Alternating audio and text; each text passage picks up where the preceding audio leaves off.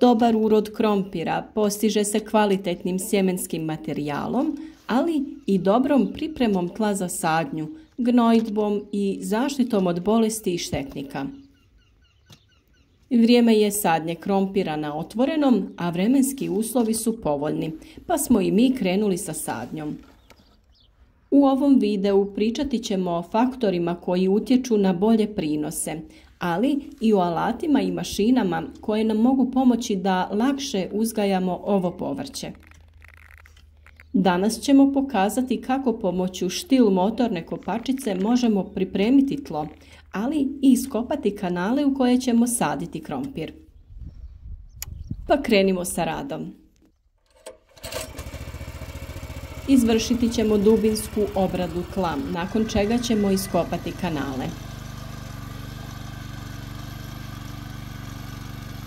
Tlo ćemo pripremiti frezanjem na što veću dubinu.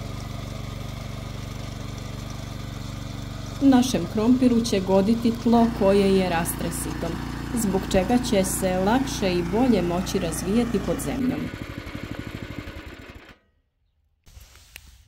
Nakon frezanja promijeniti ćemo alat na našoj novoj mašini. Skinuti ćemo noževe za frezanje jednostavnim skidanjem sigurnosnih klinova. Zamijeniti ćemo ih metalnim točkovima koji će vući plug za kopanje kanala.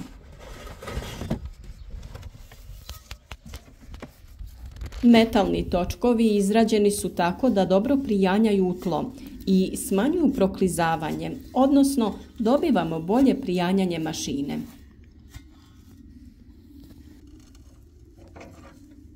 Ova mašina dolazi sa plugom pomoću kojeg možemo raditi brazde ili kanale za različite namjene, a idealne su upravo za sadnju krompira.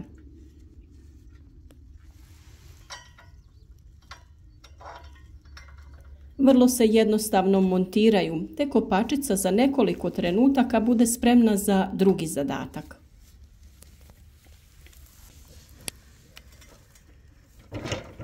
Nakon frezanja poslužiti će nam za kopanje kanala za sadnju krompira.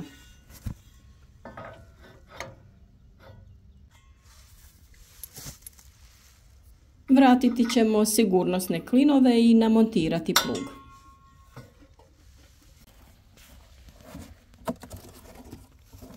Plug koji dolazi uz frezu je multifunkcijski i može se podešavati ovisno o namjeni za koju će se koristiti.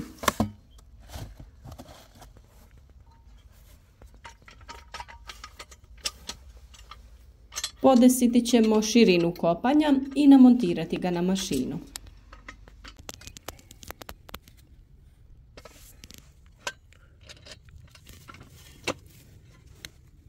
Pri prvoj montaži potrebno je na plug pričvrstiti metalni nosač.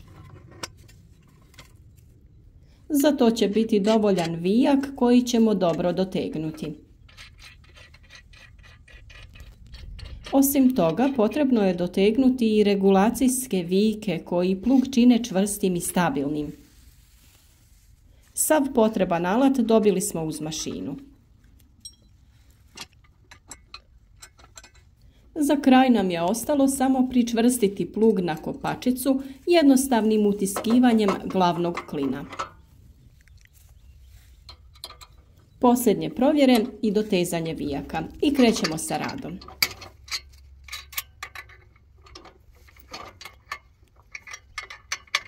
Podesimo širinu pluga koja najviše odgovara namjeni. U ovom slučaju za sadnju krompira podesili smo ga na srednju ruku. Kvalitetnom pripremom tla i dubinskim frezanjem dobili smo veliku količinu sitno razbijene zemlje. Kopačica sada bez većeg napora vuče plug iza kojeg ostaje poprilično širok kanal. Ovo će svakako biti velika pomoć za nas jer nećemo morati ručno kopati kanale. Po potrebi se može plug pritiskati i podizati, ovisno koliku dubinu želimo. U ovom slučaju plug je idealno podešen tako da ga kopačica može lako da vuče a iza sebe ostavlja idealan kanal za sadnju krompira.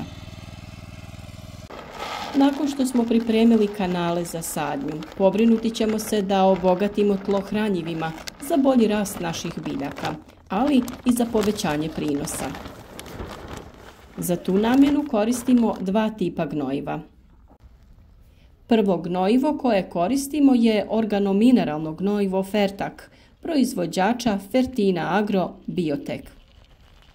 Ovo gnojivo je NPK formulacije 5-14-5 sa velikim postotkom organske materije, huminskih kiselina i drugih mikroelemenata koji pomažu razvoju korijena i smanjuju stres izazvan sušom. Drugi tip gnojiva koje se odlično pokazao u profesionalnom uzgoju biljaka je Vital Power Fos. Ovo hranjivo uvijek koristimo u početnom razvoju biljaka. Idealno je za proljetni period kada kreće vegetacija biljaka. Odličan je i za razvoj korijenovog sistema, pa ga, kad je u pitanju krompir, koristimo u fazi sijanja. Jednostavno uronimo krompir u vodu u koju smo pomiješali ovo hranjivo i ostavimo nekoliko minuta. Dovoljne su male koncentracije hranjiva. Mi na 10 litara vode dodamo oko 30 ml hranjiva. Nakon što smo krompir potopili u VP-Fos kupki, spreman je za sadnju i pripremljene kanale. Prilikom sadnje ćemo lagano nagrnuti tlo preko gnojiva koje smo rasuli po dnu kanala. To radimo da krompir nije u direktnom dodiru sa gnojivom, ali će ostati dovoljno blizu hranjive tvari.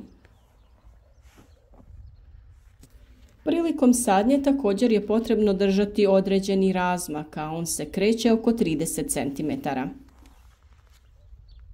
Ako se sadi krupniji i rodniji krompir, tada se razmak može i povećati.